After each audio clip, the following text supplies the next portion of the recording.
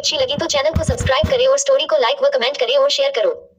Gautam, episode 11। पुराना जितेंद्र बहुत आश्वस्त लगता है, मुख्य प्रशिक्षक टोंग ने हंसते हुए कहा, लेकिन उसकी नजर रवि पर पड़ी। घटनास्थल पर मौजूद हर कोई रवि को देख रहा था और उसके परीक्षा परिणाम का इंतजार कर रहा था। रवि मशीन के सामने खड़ा था और उसने अपनी कमर से एक विस्फोटक शक्ति जारी की। उसका शरीर थोड़ा घूम गया और उसकी कमर की शक्ति और भी बढ़ गई। एक पल में सारी शक्ति उसके हाथ में स्थानांतरित हो गई। रवि की मुट्ठी पूर्णिमा के नीचे धनुष से छोड़े गए तीर की तरह थी, जो पीछे धुंधलापन छोड़ रही थी। एक ध्वनि के साथ उसकी मुट्ठी मशीन से टकराई। मुक्का मारने के बाद रवि प्रसन्न हुआ। उस मुक्का मारने में बहुत अच्छा लगा, सारी शक्ति इसके साथ चली गई। उद्धरण चिन्ह उसने डिस्प्ले पर देखा और देखा 1101 किग्रा। सुनिश्चित करें कि मुक्का मारते समय कभी भी अपना केंद्र शीत न खोएं। अगर कोई सब कुछ अनदेखा करता है और केवल मुट्ठी की ताकत के लिए उच्च परिणाम चाहता है, तो वह अपना केंद्र शीत खो देगा। मुक्का ज्यादा मजबूत हो सकता है, हालांकि राक्षसों के खिलाफ अपना केंद्र शीत खोना आत्महत्या है। बुरा नहीं, बुरा नहीं, हाँ, इस बच्चे रवि में बेहतरीन लड़ाकू क्षमताएं हैं, प्रशिक्षक जितेंद्र ने हंसते हुए कहा। उसने आसानी से 3 कुलीन सदस्यों को हरा दिया जो उसकी ताकत और गति के स्तर के आसपास थे। प्रशिक्षक और मुख्य प्रशिक्षक की तारीफ सुनकर रवि बहुत खुश हुआ। जब वह छोटा था तो उसे 2 बार कोमा हुआ था, जिससे उसकी ताकत और गति बढ़ गई। तब से उसने सबसे अच्छा फाइटर बनने की योजना बनाई। एक अच्छे फाइटर के लिए बेहतरीन लड़ाकू क्षमताओं की जरूरत होती है।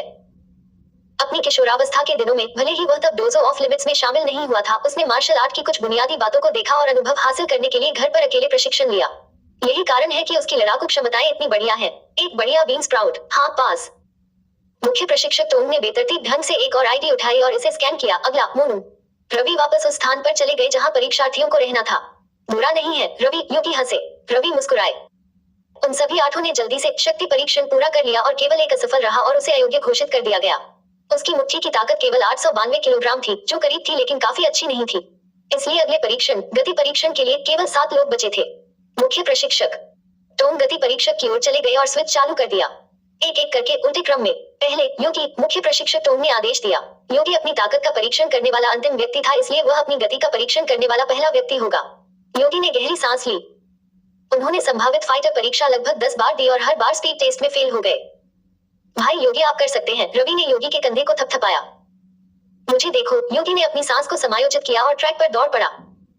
प्रशिक्षक जितेंद्र ने यह देखकर भौहें सिकोड़ ली। योगी भी जियान सेक्शन से थे, लेकिन वे पहले भी कई बार स्पीड टेस्ट में फेल हो चुके थे। Dash closing square bracket. Yogi ने फर्श की सतह पर कदम रखा और कम आवाज की। अपनी भुजाओं की ताकत और अपनी विस्फोटक शुरुआत के साथ वह तेजी से अपनी अधिकतम गति तक पहुंच गया। उसकी नसें उसके जख्मी चेहरे पर उभर रही थी और वह दांतों को पीसते हुए दौड़ा। उसने टेस्ट खत्म करने के बाद एक धीमी चीख भी निकाली। मुझे यह पास करना ही होगा। योगी रुक गया और अपने दिल में चीख उठा, आप वास्तव में पास हो गए हैं। प्रशिक्षक जितेंद्र ने भी ताजगी भरी हंसी निकाली। योगी दौड़कर आया और डिस्प्ले को देखा। 25.1 मीटर सेकंड। ओह, कितना करीब। यहाँ तक योगी भी हंसा। यदि उसकी शारीरिक स्थिति थोड़ी खराब होती तो वह 25 मीटर सेकंड हासिल नहीं कर पाता। यदि ऐसा होता तो वह एक बार फिर फेल हो जाता। हाँ, पास। मुख्य प्रशिक्षक टोंग भी मुस्कुराए। अगला, सभी ने एक एक करके टेस्ट दिए। चूंकि रवि शक्ति परीक्षण लेने वाला दूसरा व्यक्ति था, वह गति परीक्षण लेने वाला दूसरा अंतिम था। जल्द ही रवि की बारी थी। रवि, मुख्य प्रशिक्षक टोंग चिल्लाया, अपना सर्वश्रेष्ठ करो पागल। बेहतर होगा कि हम फाइटर कॉम्बैट परीक्षा एक साथ दें। रवि योगी से अलग था, जो एक क्रूर बल वाला व्यक्ति था। उसने एक आरामदायक एहसास दिया। फूश। जब उसने अपनी ताकत लगाई तो रवि एक पैंथर की तरह था जिसकी गति का कोई मुकाबला नहीं था। गति परीक्षण क्षेत्र से गुजरते समय वह अपने साथ हवा का एक मजबूत प्रवाह लाया। आप सिर्फ अपनी आंखों से बता सकते थे कि रवि की गति उसके पहले वालों की तुलना में काफी अधिक थी। मुझे लगा कि यह ठीक है। रवि ने अपना सिर घुमाया और देखा कि योगी उसे अंगूठा दिखा रहा है। यहाँ तक मुख्य प्रशिक्षक टोंग और प्रशिक्षक जितेंद्र भी प्रशंसा में अपना सिर हिलाने से खुद को रोक नहीं सके। रवि ने चलकर डिस्प्ले को देखा। 28.6 मीटर सेकंड। अच्छी गति। यह वास्तव में उत्तीर्ण होने के निशान से बहुत अधिक है। मुख्य प्रशिक्षक टोंग ने हंसते हुए सिर हिलाया। आखिरी टोंग। अब केवल 5 लोग बचे थे। तीसरी परीक्षा रिएक्शन स्पीड परीक्षा थी। मेरे पीछे आओ। मुख्य प्रशिक्षक टोंग सेनानियों के समूह और पिछली परीक्षाओं से बचे हुए 5 लोगों को लेकर आए। वे प्रशिक्षण हॉल से जुड़े प्रतिक्रिया गति परीक्षण कक्ष में पहुंचे। कमरा लगभग 100 पिंग का था। बेशक विशाल प्रशिक्षण हॉल की तुलना में जो कुछ 1000 पिंग बड़े थे, ये प्रतिक्रिया गति कमरे स्पष्ट रूप से बहुत छोटे थे। फर्श पर केवल एक बड़ी, प्रतीत होता है कि मूल्यवान मशीन रखी गई थी। मशीन के सामने कुछ ऐसा था जो 6 बैरल वाली गैटलिंग गन जैसा दिखता था। हालांकि मशीन में आसानी से 2 दर्जन छेद थे, इसलिए इसमें गैटलिंग गन की तुलना में अधिक फायरिंग साइटें थीं। पहले टोंग ने निर्देश दिया। पूरी दाढ़ी वाला आदमी तुरंत बंदूक के सामने आ गया। वह एक सकल में था जिसका व्यास 3.6 मीटर था। क्लेटर, याद रखें, चाहे कुछ भी हो, सकल को न छोड़े। एक बार जब आप इसे छोड़ देते हैं तो इसे विफलता के रूप में गिना जाता है। यदि आपका शरीर लाल बत्ती के संपर्क में आता है तो आप अंक खो देते हैं। मुख्य प्रशिक्षक टॉम के यह कहने के बाद वे प्रतिक्रिया गति परीक्षक के पास गए और कई बटन दबाए और शक्ति को समायोजित किया। कई अलग अलग शक्ति स्तर थे। सबसे कम वाला मध्यवर्ती सदस्यों के लिए है और सबसे ऊंचा शीर्ष सेनानियों के लिए है। शुरू करें। मुख्य प्रशिक्षक ने एक लाल बटन दबाया। बीप मशीन की विशालकाय तोप घूमने लगी और सभी दर्जन बैरल ने लाल बत्ती का उत्सर्जन करना शुरू कर दिया। तेज और धीमे वाले थे और यहाँ तक प्रक्षेपवक्र भी स्थिर नहीं था। यह बहुत अव्यवस्थित और गड़बड़ था। फिर इसने सर्कल के भीतर तेजी से गोली चलाना शुरू कर दिया। दाढ़ी वाला आदमी अपने सामने देख PU2 लगातार हिट। हालांकि ये गोलियां रबर की तरह होती हैं और इनमें कोई शक्ति और गति नहीं होती है, इसलिए इनसे चोट नहीं लगती। समय धीरे धीरे बीतता गया। दाढ़ी वाला आदमी चकमा देने की पूरी कोशिश कर रहा था और टाइमर 1 मिनट पर पहुंच रहा था। टूट। मुख्य प्रशिक्षक टॉम के बटन दबाने के बाद बैरल जल्दी से रुक गए। बीच के डिस्प्ले स्क्रीन पर बड़ी मात्रा में जानकारी दिखाई दी। 60 सेकंड के भीतर 57 हिट और लाल बत्ती के साथ 3 संपर्क अयोग्य घोषित। मुख्य प्रशिक्षक टॉम ने दाढ़ी वाले आदमी की आईडी उसे वापस फेंकते हुए कहा। बस मुश्किल से निशाना चूक गया। दाढ़ी वाले आदमी ने अपने दांतों को कस लिया और सिर हिलाते हुए घेरे से बाहर चला गया। अगला रवि। मुख्य प्रशिक्षक टॉम ने आदेश दिया। जैसे ही रवि घेरे में खड़ा हुआ और मशीन की तोप का सामना किया, उसने एक गहरी सांस ली। डोजों में प्रवेश करने से पहले वह लगातार घर पर अभ्यास करता था। रवि इस तरह की चकमा देने वाली परीक्षाओं में सबसे ज्यादा चमकता है। हाई स्कूल की परीक्षाओं से पहले मैं 60 सेकंड में लगभग 50-55 बार मारा जाता था। अब जब मेरे शरीर की फिटनेस का स्तर बढ़ गया है, मेरे प्रतिक्रिया समय में वृद्धि के साथ इस परीक्षा को पास करना बिल्कुल भी समस्या नहीं है। याद रखें, चाहे कुछ भी हो, सकल को न छोड़ें। यदि आप सकल छोड़ते हैं तो आप तुरंत असफल हो जाते हैं। यदि आप सकल की लाल बत्ती के संपर्क में आते हैं तो आप अंक खो देते हैं। मुख्य प्रशिक्षक टॉम के कहने के बाद उन्होंने लाल बटन दबाया। Beep beep. प्रतिक्रिया गति परीक्षक की बैरल तेजी से घूमने लगी। मानो वह एक चतुर बिल्ली थी। वह लगातार बाएं और दाएं चकमा दे रही थी और एक एक करके गोलियों से बच रही थी। बेशक कुछ गोलियां चकमा देने के लिए बहुत तेज थी, इसलिए वह केवल चोटिल हो सकती थी। जब रवि चकमा दे रहा था तो कई लड़ाके बात करने लगे। यह बच्चा बुरा नहीं है, उसकी प्रतिक्रिया की गति शानदार है। वास्तव में वह तेज है और उसका आधार और रूप अच्छा है। देखो, उसके पैर बिल्ली के पैर की तरह हैं। वह प्रत्येक मोड़ के बाद अपना संतुलन कभी नहीं खोता है, जिससे वह तेजी से दिशा बदल सकता है। यह रूप, अगर वह प्रतिभाशाली नहीं है या उसने 10 साल तक कड़ी मेहनत नहीं की है, तो कोई रास्ता नहीं है कि वह इस तरह का ठोस आधार पा सके। घटनास्थल पर मौजूद सभी लड़ाके हैरान थे। एक लड़ाके के फिटनेस स्तर को प्रशिक्षित किया जा सकता है, लेकिन रूप और कौशल सभी अनुभव पर निर्भर करते हैं। एक उच्च शारीरिक फिटनेस स्तर बेहतर रूप के अनुरूप नहीं है। टूट। बटन दबाने के बाद मशीन की तोप धीमी होने लगी और बड़ी मात्रा में डेटा प्रदर्शित हुआ। 60 सेकंड के भीतर 28 हिट, लाल बत्ती के साथ 0 संपर्क। बहुत बढ़िया। मुख्य प्रशिक्षक टॉम ने मुस्कुराते हुए कहा। बुरा नहीं है रवि, मैं आपको बधाई देता हूँ। आधिकारिक दस्तावेज आने और आपका डेटा रिकॉर्ड होने के बाद आप एक संभावित सेनानी बन जाएंगे। परीक्षा के बाद एक आधिकारिक प्रमाण पत्र जारी किया जाएगा और आपके रिकॉर्ड 7 दिनों के भीतर नागरिकता सूचना एजेंसी को भेज दिए जाएंगे। रवि ने अपनी दाहिनी मुट्ठी कसकर बंद कर ली। मैं आखिरकार सफल हुआ। उद्धरण चिन्ह। मैं आखिरकार एक संभावित सेनानी बन गया। रवि 1 अगस्त को फाइटर कॉम्बैट परीक्षा की तारीख है। भोर में लिमिट हॉल में पहुंचे। एक प्रशिक्षक के मार्गदर्शन में आप अन्य संभावित सेनानियों के साथ मानव ठिकानों के बाहर राक्षसों का शिकार करने जाएंगे। उस परीक्षा को पास करने के बाद आप एक असली सेनानी बन जाएंगे। गौतम। एपिसोड 12। ठीक है, रवि ने जोश से अपना सिर हिलाया। मुख्य प्रशिक्षक टॉम, जो प्रतिक्रिया गति परीक्षक के बगल में था, हंसा। ठीक है, अगला मोनू। रवि योगी की ओर चला गया, जिसने खुशी दिखाई। योगी ने धीमी आवाज में कहा, बधाई हो रवि, अब तुम एक संभावित लड़ाकू हो। लड़ाकू मुकाबला परीक्षा पास करने के बाद तुम एक सच्चे लड़ाकू बन जाओगे। रवि ने भी धीमी आवाज में जवाब दिया। भाई योगी, मुझे यकीन है कि तुम बिना किसी समस्या के प्रतिक्रिया गति परीक्षण पास कर लोगे। जब समय आएगा तो चलो एक साथ लड़ाकू मुकाबला परीक्षा देते हैं। ठीक है, योगी उत्साहित था। उसके बाद योगी और रवि ने अपना ध्यान वर्तमान परीक्षार्थी पर केंद्रित किया। इसके तुरंत बाद 2 लोगों ने परीक्षा दी। एक सफल हुआ और एक असफल। आखिरी योगी। मुख्य प्रशिक्षक टॉम चिल्लाया। योगी ने एक गहरी सांस ली। वह इस दिन का बहुत लंबे समय से इंतजार कर रहा था। चूंकि वह हमेशा स्पीड टेस्ट पर अटका रहता था, इसलिए यह पहली बार है जब वह सीमा हॉल में अपनी प्रतिक्रिया गति का प्रदर्शन कर पाएगा। इसके लिए जाओ, रवि ने प्रोत्साहित किया। कोई चिंता नहीं। रवि ने लाल घेरे में एक बड़ा कदम उठाया और मुख्य प्रशिक्षक टॉम ने बटन दबाया। मशीन की बैरल घूमने लगी और अपने दर्जन बैरल से रबर की गोलियां दागने लगी, जो पूरे घेरे को कवर करती थी। योगी घेरे के भीतर तेजी से आगे बढ़ रहा था। रवि ने योगी की हरकतों को देखा और आश्चर्यचकित हुआ। भाई, योगी काफी सख्त लग रहे हैं। वह मेरे जितना लचीला नहीं है, लेकिन उसकी तकनीक की दक्षता उच्च लगती है। वह एक छोटे से अंतर से चकमा देता है। वह घेरे के 3.6 मीटर व्यास का उपयोग नहीं करता है। हर बार जब वह चकमा देता है तो वह केवल एक कदम आगे पीछे बाएं दाएं ले जाता है। योगी की हरकत का क्षेत्र छोटा था, लेकिन उसकी चकमा देने की दर अधिक थी। यह तकनीक वास्तव में वास्तविक युद्ध में उपयोगी है, हालांकि आपको बेहद सटीक होना होगा। अगर एक भी त्रुटि हुई तो जानवर के पंजे लड़ाकू के शरीर को चीर देंगे। रवि ने अपने दिल में मूल्यांकन किया। कम से कम रवि को यह एक प्रभावी लेकिन खतरनाक तकनीक लग रही थी। यह एक ब्लेड के किनारे पर नृत्य करने जैसा था। बीप। जल्द ही 1 मिनट बीत गया और मशीन की तोप घूमना बंद हो गई। 60 सेकंड के भीतर 52 हिट और लाल बत्ती के साथ कोई संपर्क नहीं। आप पास हो गए, मुख्य प्रशिक्षक टोंग ने कहा। योगी, जो अभी भी लाल घेरे के भीतर था, ने अपनी मुट्ठियां कसकर बंद कर ली। उसकी नसें उसके बाइसेप्स पर साफ दिखाई दे रही थीं और उसकी आंखों से आंसू बहने लगे। इस दिन के लिए उसने बहुत लंबा इंतजार किया है। आखिरकार उसने अपना सपना हासिल कर लिया है। लड़ाकू के महान पद तक केवल एक कदम बाकी है। योगी, मुख्य प्रशिक्षक टोंग ने भौहें सिकोड़ी। चकमा देने की आपकी तकनीक रूबे वर्क की है। राक्षसों से मौत की लड़ाई करते समय आप उनके हमलों को मुश्किल से चूकने देने के लिए छोटी छोटी हरकतें करते हैं। चूंकि आप उतना नहीं चलते, इसलिए आप उसी समय में ज्यादा हरकतें कर सकते हैं, जिससे सफलता की संभावना बढ़ जाती है। हालांकि यह तकनीक बेहद मुश्किल है। भले ही आपको लगता हो कि जानवर का पंजा आपसे 2 सेंटीमीटर दूर है, अगर एक भी गलती हुई तो पंजा आपके शरीर को चीर सकता है और आपको चीर सकता है। राक्षसों से लड़ते समय अगर आप कोई गलती करते हैं तो शायद आप मर जाएंगे। इसलिए मैं आपको सलाह देता हूँ, राक्षसों से लड़ते समय थोड़ा दूर चकमा देने की कोशिश करें। अपने आप को ज्यादा जगह दें। मुख्य प्रशिक्षक टोंग ने जोर दिया। अपनी मौजूदा ताकत के साथ आपके लिए पहले बुनियादी बातों में महारत हासिल करना बेहतर है। ऐसा करने से आपको बेहतर परिणाम मिलेंगे। योगी को आश्चर्य हुआ, लेकिन जल्द ही उसने सिर हिलाया। हाँ, मुख्य प्रशिक्षक।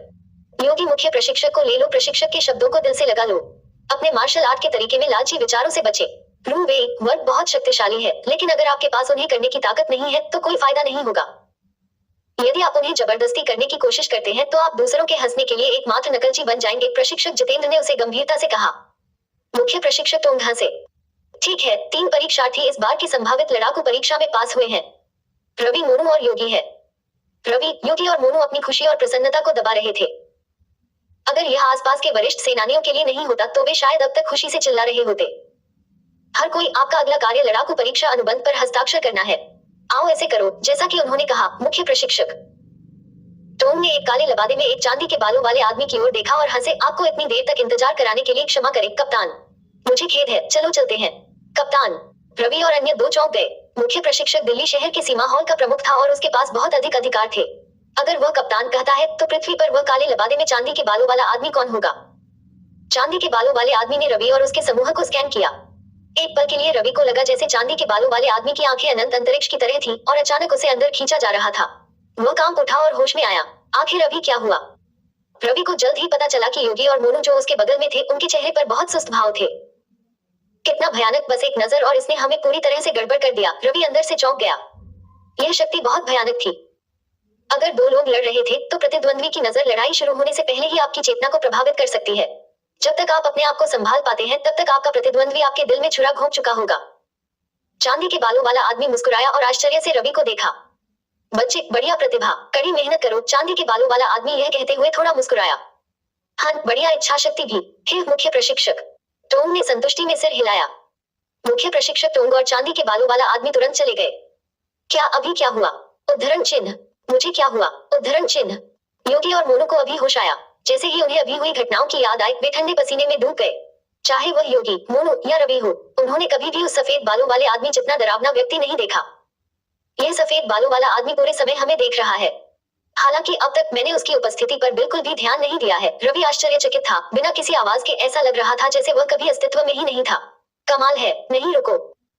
जब रवि ने यह सोचने की कोशिश की कि चांदी के बालों वाले आदमी का चेहरा कैसा दिखता है, तो वह यह जानकर चौंक गया।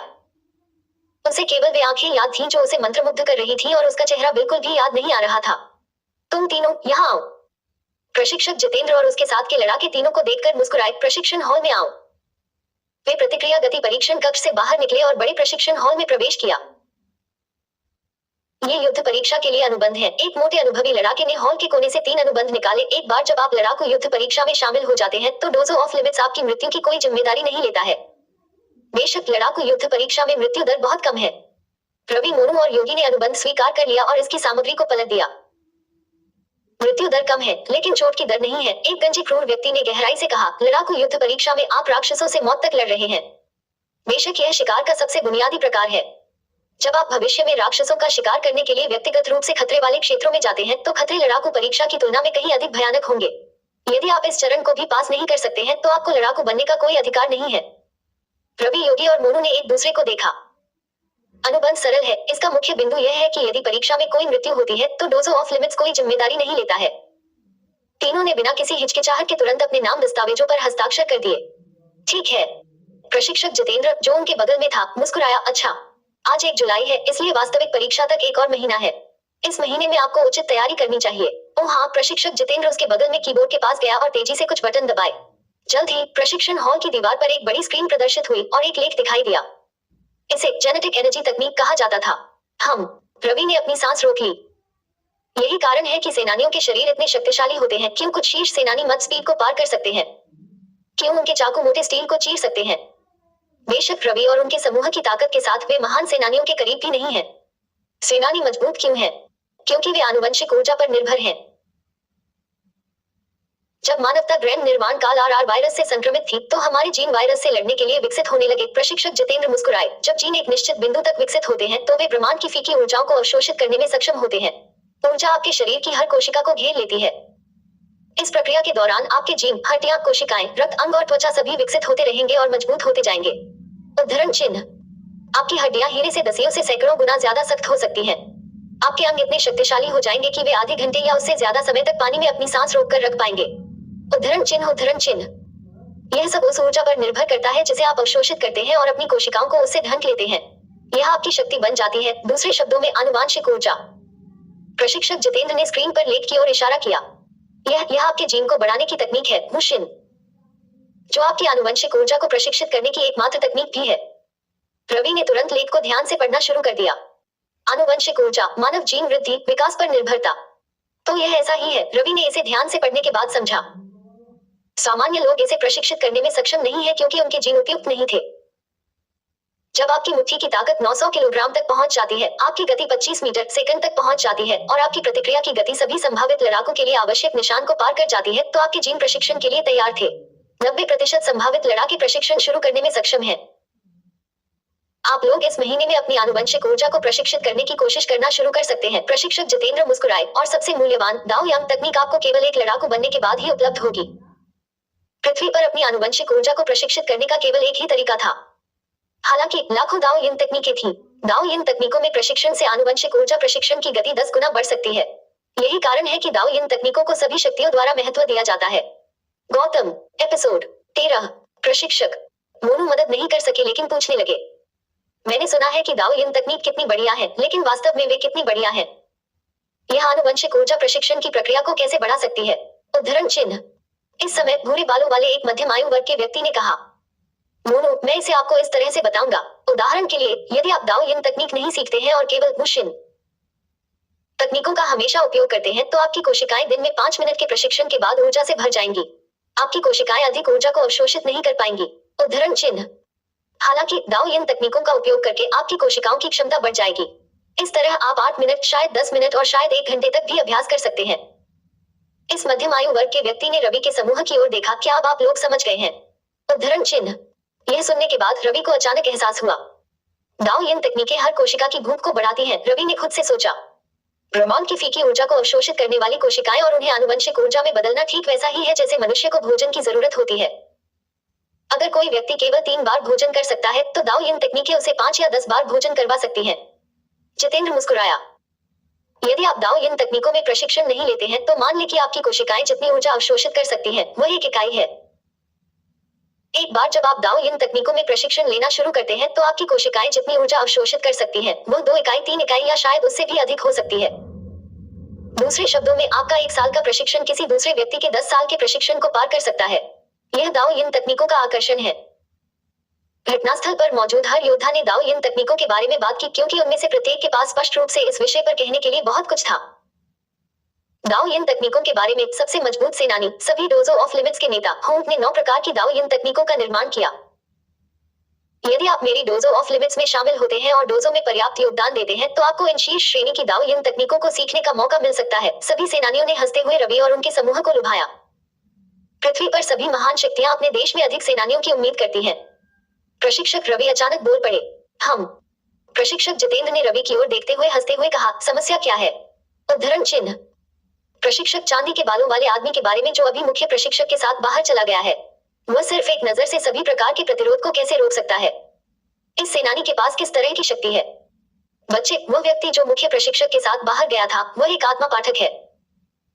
आत्मा पाठक हम सेनानियों से भी कम संख्या में हैं। सभी सेनानियों ने हंसते हुए कहा। बेशक आत्मा पाठक आमतौर पर सेनानी भी होते हैं, हालांकि वे सेनानियों के भीतर सबसे भयावह अस्तित्व हैं। आत्मा पाठक। रवि चौंक गया।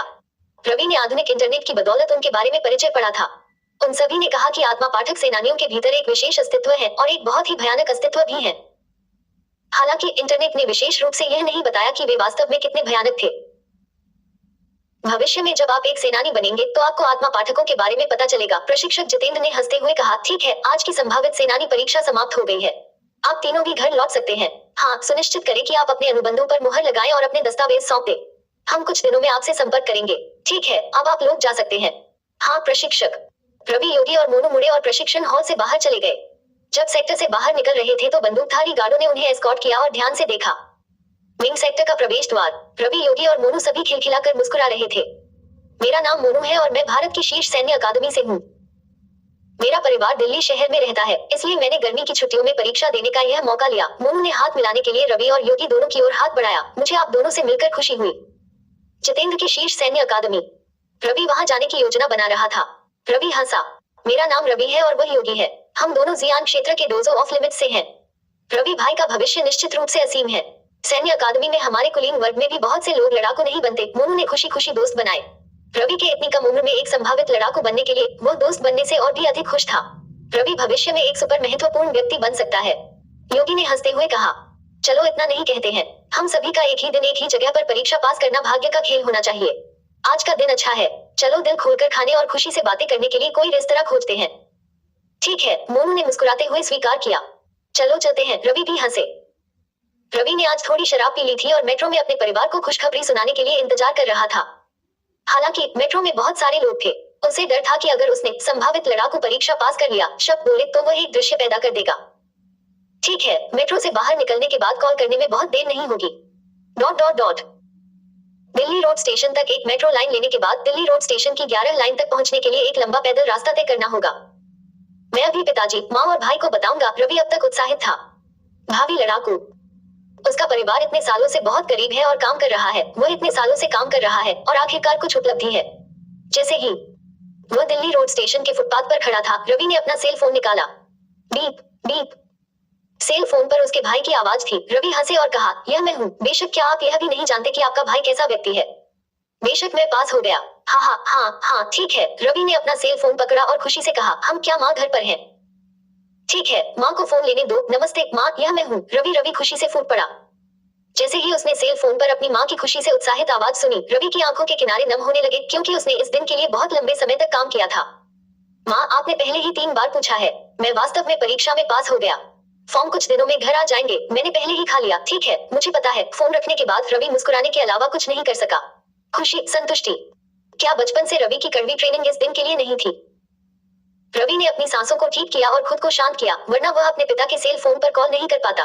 इस परिवार में रविंद्र परिवार का पहाड़ है, परिवार का स्तंभ है। रवि के कुलीन सदस्य बनने से पहले परिवार को पूरी तरह से उसके पिता की कमाई पर निर्भर रहना पड़ता था। भले ही उसकी माँ काम करती हो, लेकिन उसे अपने 2 बेटों की देखभाल के लिए अपनी ऊर्जा की जरूरत होती है, और भी ज्यादा इसलिए क्योंकि उनमें से एक विकलांग है। पिता का घर का नवीनीकरण का काम कठिन और कष्टदायक है। वह अक्सर काम के दौरान घायल हो जाता है। पिताजी, अब से आपको फिर कभी ऐसा थकाऊ काम नहीं करना पड़ेगा, रवि ने खुद से सोचा। Beep beep.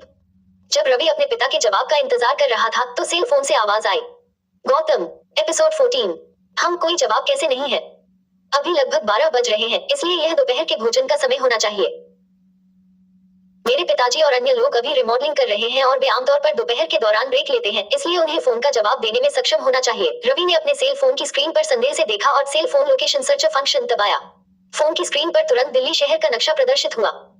नक्शे पर छोटा लाल बिंदु लुओ फैन के सेल फोन के स्थान का प्रतिनिधित्व करता था, जबकि छोटा हरा बिंदु उसके पिता का प्रतिनिधित्व करता था। जहां मैं अभी हूँ वहां से बहुत दूर नहीं है। रवि को एक पल में पता चल गया कि उसके पिता वर्तमान स्थान कहाँ है और वह मुस्कुराने से खुद को रोक नहीं सका। मैं अपने पिताजी के पास दौड़कर जाऊंगा। जियान क्षेत्र, स्काई गार्डन सेक्टर। जल्दी करो और उन चीजों को हटाओ ताकि आप आराम कर सके और दोपहर का भोजन कर सके। हमें भी कुछ खाना चाहिए। सेक्टर में एक निजी विला के लॉन में चेतन पीले और लंबे सफेद पैंट पहने हुए श्रमिकों से आग्रह किया। उनके साथ 3 ठंडे चेहरे वाले अंगरक्षक भी थे। श्रीमान, जल्दी मत करो, यह फर्नीचर बेहद कीमती है। इसे कम मत समझो, कुछ और लोगों को बुलाओ और थोड़ी मेहनत करो। एक ट्रक निजी लॉन के पास खड़ा था और उसमें बहुत सारे सीलबंद लकड़ी के फर्नीचर थे। इन दिनों लकड़ी के फर्नीचर बेहद कीमती और महंगे हैं।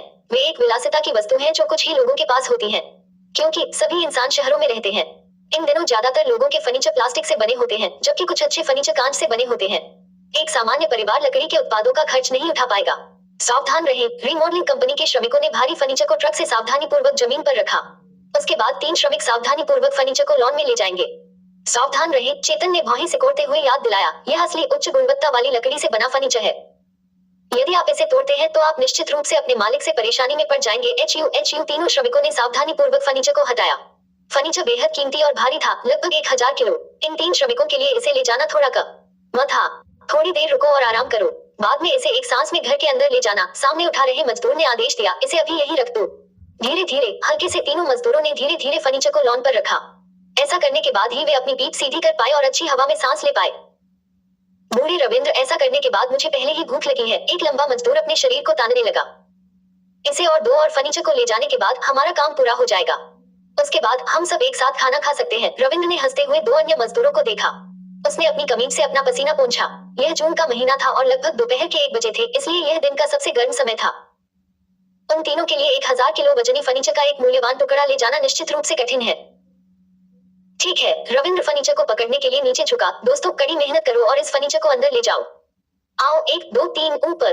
उद्धरण चिन्ह। रविंद्र और उनका समूह एक साथ उठा और सावधानी से सीढ़ियां चढ़ गया। वे जल्दी से घर में घुस गए और जल्द ही बाहर आ गए। जब रविंद्र और उनका समूह चेतन के पास से गुजरा तो चेतन ने उनसे निकलने वाले पसीने की गंध को सूंघकर भौहें सिकोड़ी। गरीब लोग इस तरह के कड़वे काम करते हुए गरीब ही रहेंगे। उन्हें अपनी बाकी की जिंदगी में भी कड़वाहट ही झेलनी पड़ेगी, चेतन ने खुद से सोचा। चेतन के पिता अमीर थे, इसलिए उनका जन्म एक अमीर परिवार में हुआ था। चेतन ने हमेशा समाज के निचले तबके के लोगों को नीची नजर से देखा है। उनके लिए इस तरह के कड़वे काम करने के लिए तैयार लोगों में लड़ने की कोई भावना नहीं होती है और उन्हें अपने कड़वे दिनों से गुजरना ही चाहिए। सावधान, गेट को मत छुओ। रविंद्र और उनके समूह ने सावधानी से फर्नीचर को कदम से कदम मिलाकर आगे बढ़ाया। उनकी कमीजें पसीने से भीगी हुई थीं। एक के सिर से पसीने की बूंद रिसकर उनकी गर्दन में लुढ़क गई। घर के बाहर थोड़ी देर आराम करो। रविंद्र ने फर्नीचर नीचे रखा और अपनी सांसों को ठीक किया। जाओ, 1 2 3 ऊपर। उद्धरण चिन्ह। भले ही रविंद्र और उनका समूह थके हुए थे, वे यह काम 20 से 30 सालों से कर रहे हैं, इसलिए वे इसके आदी हैं।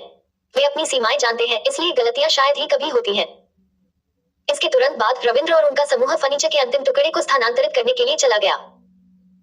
यह वास्तव में गर्म है। चेतन ने अपना सिर उठाया और आकाश की ओर देखा। भाई विनोद, हम बाद में पास के रेस्तरां में खाना खाएंगे। धन्यवाद युवा मास्टर, तीनों अंगरक्षक जवाब में हंसे। चेतन ने फर्नीचर के अंतिम टुकड़े पर नजर डाली जिसे 3 कार्यकर्ता ले जा रहे थे। एक टाइल में दरार थी, जो कुछ दिन पहले उनके अंगरक्षकों के साथ हुई झड़प के दौरान दुर्घटनावश पड़ गई थी। हम चेतन की आंखों में चमक आ गई। हाल ही में मेरे पास पैसों की कमी थी और अब कुछ कमाने का अच्छा मौका है। उद्धरण चिन्ह। इस समय रविंद्र और उनका समूह फर्नीचर के तीसरे टुकड़े को हिलाने में व्यस्त थे। अचानक एक सेल फोन बजने लगा। रविंद्र, जो वर्तमान में फर्नीचर हिला रहा था, अपने दिल में खुश हुआ। यह रवि का होगा। हालांकि चूंकि रविंद्र फर्नीचर हिला रहा है, इसलिए वह फोन का जवाब नहीं दे सकता। फर्नीचर का टुकड़ा नीचे रखने के बाद उसे वापस कॉल करना होगा। थोड़ी देर घर के बाहर आराम करो। हल्का, धीरे धीरे। रविंद्र और उनके समूह ने धीरे धीरे फर्नीचर नीचे रखा। रविंद्र ने अपनी जेब से सेल फोन निकाला। डिस्प्ले को देखते हुए कॉल वास्तव में उनके बेटे का था। उन्होंने मुस्कुराकर वापस कॉल करने की तैयारी की। तुम लोगों को क्या परेशानी है? रविंद्र और उनके समूह ने आश्चर्य में अपना सिर घुमाया और केवल चेतन का उदास चेहरा देखा। चेतन गुस्से से संगमरमर की ओर इशारा कर रहे थे। क्या आप लोग इसी तरह काम करते हैं? चूंकि आप लोग ध्यान ही नहीं दे रहे थे, देखिए, मेरे घर का फुटपाथ आप लोगों ने तोड़ दिया। यह नानशान संगमरमर है, जिसे शहर के बाहर से खरीदा गया था। संगमरमर के एक टुकड़े की कीमत लगभग $100,000 होगी। क्या आप वह दे सकते हैं? हो, विस्मयादिबोधक चिन्ह, विस्मयादिबोधक चिन्ह। रविंद्र और उनके समूह ने अपना सिर नीचे किया और देखा। वास्तव में सड़क की ओर फुटपाथ पर संगमरमर में से एक में एक छोटी सी दरार थी। मैं आपकी कंपनी के बॉस को फोन करता हूँ। इसमें क्या है? चेतन ने गुस्से में कहा। भाई विनोद, आपके पास उनकी कंपनी का फोन नंबर है ना? उनकी कंपनी को कॉल करें और उनके बॉस को यहाँ बुलाएं। अब इन लोगों से बात करने का कोई मतलब नहीं है। रविंद्र और उनका समूह अच्छी तरह से परिचित थे। यह गलत है, बड़े कर्मचारी ने तुरंत कहा। संगमरमर पर दरार पहले से ही थी। मैंने इसे देखा। बहाने बना रहे हो। बहाने बनाने का कोई मतलब नहीं है। चेतन जोर से हंसे। रविंद्र ने भौहें सिकोड़ी। एक अनुभवी पुराने कर्मचारी के रूप में वह जानते थे कि इस तरह के विवाद सबसे अधिक परेशानी वाले थे। कंपनी आमतौर पर अपनी प्रतिष्ठा को बहुत महत्व देती है।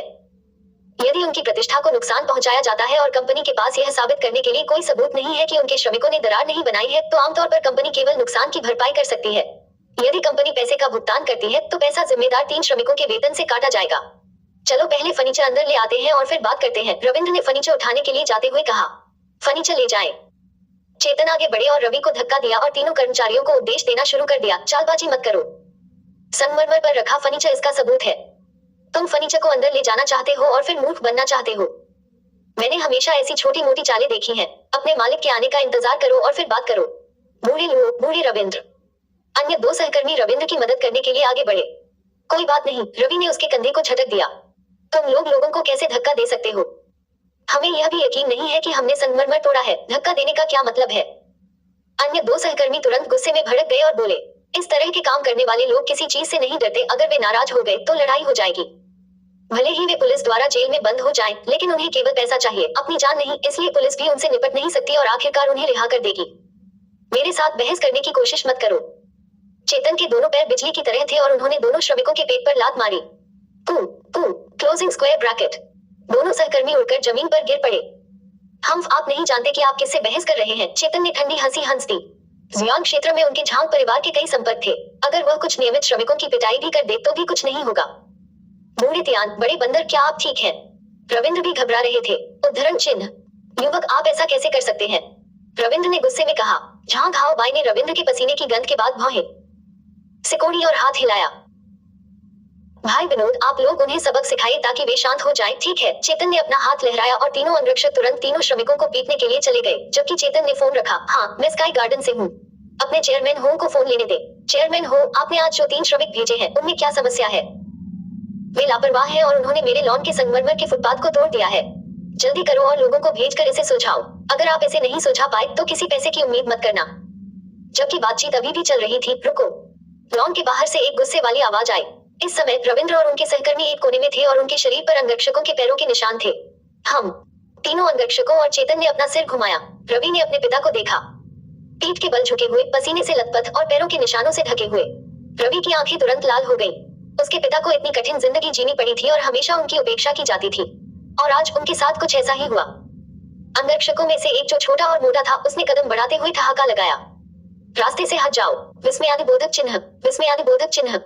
रवि चिल्लाया और उसके पैर ने बिजली की तरह जोर से लात मारी। अंगरक्षक ने उसे अपने दाहिने हाथ से रोक भी लिया। टिंग, क्लोजिंग स्क्वायर ब्रैकेट। जोरदार लात ने तुरंत मोटे छोटे अंगरक्षक की आंखें चौड़ी कर दी। वह 4 से 5 मीटर हवा में उछला और फिर जमीन पर गिर गया। अन्य 2 अंगरक्षक स्तब्ध रह गए। रवि, तुमने मेरे आदमियों को मारने की हिम्मत की। चेतन ने गुस्से से देखा और चिल्लाया, तुमने इसके लिए कहा था। तुम, विस्मयादिबोधक चिन्ह, विस्मयादिबोधक चिन्ह। रवि ने गुस्से में चिल्लाया क्योंकि उसने भयंकर रूप से घूरते हुए अपने दांत भींच लिए थे। गौतम, एपिसोड 15। हमला करो, एक साथ हमला करो। चेतन का चेहरा गुस्से से लाल हो गया था क्योंकि उसने गुस्से में अपने हाथ लहराए थे। इस रवि ने अपने क्षेत्र में गड़बड़ी करने और अपने अंगरक्षकों पर हमला करने की हिम्मत की। सावधान रहे, उसके लाते भारी हैं। जमीन पर मोटे अंगरक्षक ने अपना पेट रगड़ा। उसके मुंह के किनारे से थोड़ा खून रिसने लगा और वह कुछ देर तक उठ नहीं सका। बच्चे, लगता है कि तुम मजबूत हो। एक विनोद नाम के अंगरक्षक और अन्य अंगरक्षक रवि की दिशा में भागे। चूंकि उन्होंने रवि की शक्ति को देखा था, इसलिए वे उसे कम आंकने के लिए सावधान थे।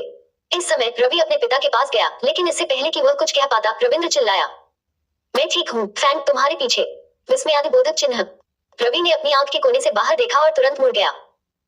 घुमाव के साथ आने वाली शक्ति से उसने अपने दाहिने हाथ को एक ब्लेड के आकार में बाहर निकाला और अपने सामने के स्थान को इस तरह से काट दिया जैसे कि वह एक लड़ाकू ब्लेड हो। हाथ के कारण उसके आगे एक शक्तिशाली कट प्रवाहित हुआ। अच्छा नहीं। वांग नाम के अंगरक्षक का चेहरा तुरंत बदल गया और वह अपने दोनों हाथों से रवि के हाथ को रोकने के लिए दौड़ा। टिंग, एक प्रभाव की आवाज। रवि के ब्लेड ने विनोद नाम के अंगरक्षक के दोनों हाथों पर शक्तिशाली रूप से प्रहार किया। विनोद नाम के अंगरक्षक को लगा कि उसके हाथ अब उसके अपने नहीं रहे। उनमें इतना दर्द हुआ कि एक पल के लिए कोई एहसास नहीं हुआ। उसका दाहिना हाथ शक्तिहीन होकर गिर गया और वह चिल्लाते हुए पीछे हट। ऐसा कोई तरीका नहीं था जिससे उसका हमला विनोद नाम के अंगरक्षक की बांह को फ्रैक्चर कर सकता था, जो एक कुलीन सदस्य भी था। अच्छा नहीं। विनोद नाम का अंगरक्षक घायल हो गया था, इसलिए केवल काले रंग का लंबा अंगरक्षक बचा था। अपने साथियों की हार देखकर वह हैरान और क्रोधित था। काले रंग के अंगरक्षक ने अपने दांतों को भींच लिया और बिजली की गति से एक किक और एक मुक्का मारते हुए चिल्लाया, फूश फूश। रवि निपुण था, इसलिए 2 हमलों को चकमा देने के लिए केवल 2 झटके लगे। फिर उसने एक शक्तिशाली काटने की तैयारी की। उसने अपना दाहिना हाथ हवा में ऊंचा उठाया और हमला किया। उसका काटना चाकू की तरह था। यह बहुत तेज है। काले रंग का अंगरक्षक चकमा नहीं दे सकता था। अंगरक्षक के दोनों हाथ सुन्न हो गए और रवि के हमले से वे नर्म पड़ गए। हालांकि रवि के काटने की गति कम नहीं हुई। अंगरक्षक के हाथ पर लगने के बाद यह उसके कंधे पर गिरा। 1000 किलो से ज्यादा शक्ति ने अंगरक्षक को तुरंत जमीन पर घुटने टेकने पर मजबूर कर दिया। यह कैसे संभव है? चेतन, जो छिपकर हमला करने की तैयारी कर रहा था, सदमे से रुक गया। 3 अंगरक्षक। एक ने ऊपर चढ़ने की कोशिश करते हुए अपना पेट पकड़ लिया, दूसरे का हाथ टूट गया था और तीसरा सिर्फ एक काटने से जमीन पर घुटने टेक रहा था। चेतन। रवि की आंखें आग की लपटों की तरह थीं, मानो वह किसी को खाने वाला हो। तुम क्या कर रहे हो? रवि, तुम क्या कर रहे हो? चेतन जल्दी से 2 कदम पीछे हट गया और चिल्लाया, यह मेरा घर है। यहाँ घुसने और मेरे लोगों को मारने की तुम्हारी हिम्मत कैसे हुई और फिर भी तुम इतने अहंकारी व्यवहार कर रहे हो? उद्धरण चिन्ह। तुमने मेरे पिता को मारने की हिम्मत की, मेरे पिता को लात मारी। रवि ने अपनी मुट्ठियां भींच लीं। उसके शरीर की सारी मांसपेशियां स्टील की तरह थीं और उसकी नसें कीड़ों की तरह थीं। तुम्हारे पिताजी? मुझे तो यह भी नहीं पता कि तुम्हारे पिताजी कौन है। मैं तुम्हारे पिताजी को कैसे मार सकता हूँ और तुम्हारे? चेतन ने अचानक उन 3 श्रमिकों की ओर देखा जो अभी भी गंदे थे और पैरों के निशानों से सने थे। उसे एक पल में एहसास हुआ कि क्यों वो फैंग बिना कुछ कहे अंदर घुस आया और हमला करना शुरू कर दिया। चेतन ने रवि को देखा, जो ऐसा लग रहा था कि वह किसी को खाने वाला था, और तुरंत चिल्लाया, रवि, मैं तुम्हें चेतावनी दे रहा हूँ, तुम। टिंग। रवि ने तेजी से लात मारी, उसका पैर बिजली की तरह चेतन के पेट से टकराया, जिससे चेतन फर्श पर लेट गया और उसका चेहरा लाल हो गया। चेतावनी? मेरे? तुम। चेतन बोलना चाहता था, लेकिन उसे कॉलर से पकड़ लिया गया और पूरी तरह से लटका दिया गया, जिससे उसकी गर्दन पर बहुत दबाव पड़ा। सांस लेना पहले से ही मुश्किल था, इसलिए वह बात करने में सक्षम नहीं था। मालिक को अभी नीचे रखो। उद्धरण चिन्ह। दूर से गुस्से की आवाज आई। पूरी तरह से सुसज्जित लगभग 10 अंगरक्षकों का एक समूह भाग रहा था। स्काई गार्डन सेक्टर में हर जगह कैमरे लगे थे, इसलिए गार्डों को तुरंत लड़ाई के बारे में पता चल गया। इस सेक्टर में रहने वाले सभी लोग महत्वपूर्ण थे, इसलिए सुरक्षा अधिक थी। वे तुरंत यहाँ पहुंचे और पुलिस को बुलाया। जैसे ही रवि ने गार्डों को आते देखा, उसने चेतन पर व्यंग्य किया और उसे एक वस्तु की तरह एक तरफ फेंक दिया। चेतन लॉन की घास पर गिर गया, जिससे उसकी सफेद शर्ट का कुछ हिस्सा हरा हो गया। पिताजी, क्या आप ठीक हैं? रवि रविंद्र की तरफ चला गया। यह कुछ भी नहीं है, बस कुछ खरोंचे हैं। रविंद्र ने उन अंगरक्षकों को देखा जो दर्द में लग रहे थे और चेतन के बीमार चेहरे पर और चिंतित होकर धीमी आवाज में कहा, रवि, तुम यह भी नहीं जानते कि अपनी शक्ति को कैसे नियंत्रित किया जाए। तुम उन्हें इस तरह से पीटते हो, इसलिए चिकित्सा शुल्क निश्चित रूप से अधिक होगा। वे तुम पर मुकदमा भी कर सकते हैं। हाँ रवि, तुम थोड़ा आगे निकल गए। एक अन्य कार्यकर्ता चिंतित था। कोई बात नहीं, बहुत अच्छा काम किया। उन्होंने पहले हमारे साथ इंसानों की तरह व्यवहार भी नहीं किया, दूसरे लंबे कार्यकर्ता ने गुस्से में कहा। सेक्टर के गार्ड अमीर परिवारों को अच्छी तरह से जानते थे। झांग परिवार के 3 अंगरक्षक सभी कुलीन अंगरक्षक थे और डोजो के कुलीन सदस्य थे। अब जब वे सभी गंभीर रूप से घायल हो गए। Beep beep. अचानक पुलिस के सायरन की आवाज आई, इसलिए सभी ने अपना सिर घुमाया और देखा कि एक पुलिस कार जल्दी से झांग परिवार के गेट के सामने रुकी। 4 कार के दरवाजे खुले और 4 पुलिसकर्मी बाहर भागे। पुलिस यहाँ है। गार्ड तुरंत रास्ते से हट गए। अच्छा नहीं, पुलिस यहाँ है। रविंद्र और उनका समूह सभी आश्चर्यचकित थे और रवि ने रवि को एक कोने में खींच लिया और जल्दी से धीमी आवाज में कहा, रवि, आपने उन्हें घायल कर दिया है, इसलिए पुलिस स्टेशन पहुंचने के बाद समस्या होगी। जल्दबाजी न करें, मैं तुरंत आपके लिए एक वकील ढूंढूंगा। पिताजी, मैंने संभावित लड़ाकू परीक्षा उत्तीर्ण कर ली है, रवि ने चुपचाप कहा। सिर्फ इस एक वाक्यांश के साथ रविंद्र, जो बेहद अधीर थे, तुरंत आराम से और राहत की सांस ली। सच में यह बहुत अच्छा है। रवि, एक बार जब उनकी शारीरिक फिटनेस पास हो जाती है तो वे अपनी आनुवंशिक ऊर्जा को प्रशिक्षित कर सकते हैं। तो देश के नियमों के अनुसार एक बार जब कोई संभावित लड़ाकू या लड़ाकू मामलों में घसीटा जाता है तो शहर की सुरक्षा एजेंसी चीजों का ध्यान रखती है। भारत शहर में स्वाभाविक रूप से भारत शहर की सुरक्षा एजेंसी चीजों का ध्यान रखती है, इसलिए नियमित पुलिसकर्मियों को उन्हें हिरासत में लेने का कोई अधिकार नहीं है। हालांकि पिताजी, उच्च प्राधिकारी को अभी भी मेरे पास होने की मंजूरी देने की जरूरत है। संभावित लड़ाकू दस्तावेज मेरे घर पहुंचने और मेरी प्रोफाइल में अपडेट होने में कुछ और दिन लगेंगे, रवि ने धीरे से कहा। तो कानून के अनुसार मैं तकनीकी रूप से अभी एक संभावित लड़ाकू नहीं हूँ। मैं कुछ और दिनों में ही बन जाऊंगा। रवि आधिकारिक तौर पर एक संभावित लड़ाकू बन जाता है जब यह उसकी सार्वजनिक प्रोफाइल में दर्ज हो जाता है। भले ही इन कुछ दिनों में परेशानी हो, लेकिन कोई समस्या नहीं है। सीमाओं के डोजों से संपर्क करें और उन्हें मेरे लिए जमानत दें और साबित करें कि मैंने संभावित लड़ाकू परीक्षा उत्तीर्ण की है। उसके बाद मैं तुरंत पुलिस स्टेशन छोड़ सकता हूँ, रवि ने कहा। हालांकि अगर कोई परेशानी नहीं है तो उस सारी परेशानी से गुजरने की कोई जरूरत नहीं है। यह पुलिस स्टेशन में कुछ दिन ही है, उसके बाद मैं चाहकर भी नहीं रह पाऊंगा। रविंद्र ने सिर हिलाया। रवि, 2 पुलिसकर्मी चले गए और उनमें से एक ने फटकार लगाई, आप दूसरे नागरिकों की संपत्ति में जबरन घुसने और उनके लोगों को घायल करने की हिम्मत करते हैं। चले, आप हमारे साथ पुलिस स्टेशन आ रहे हैं। मेरे पुलिस मित्रों, मैं सहयोग करूंगा, रवि मुस्कुराते हुए आगे बढ़े। चिंता मत करो, मेरे पास एक कार है। चेतन ने अपना सिर घुमाया और 4 पुलिसकर्मियों की ओर देखा। चाचा ललित, उसने मुझ पर और मेरे 3 अंगरक्षकों पर हमला किया और उन्हें घायल कर दिया। हम सभी इसके गवाह हैं। उन सभी को लेकर आओ, चाचा ललित नामक पुलिसकर्मी ने आदेश दिया। रवि, चेतन ने दुर्भावनापूर्ण रूप से रवि को देखा। उसके दिल में गुस्सा बहुत था। उसका गुस्सा पहले से ही हाई स्कूल के 3 वर्षों के दौरान इकट्ठा हो रहा था। आज रवि की पिटाई ने उसे उस समय की याद दिला दी जब डोजो में एक ऐसी ही स्थिति हुई थी। इस बार मौत भी तुम्हें इससे बाहर नहीं निकाल पाएगी। तुमने मुझे और मेरे अंगरक्षकों को इतनी बुरी तरह घायल करने की हिम्मत की। हम इसे एक मामला भी बना सकते हैं और तुम्हें कुछ साल जेल की सजा दे सकते हैं।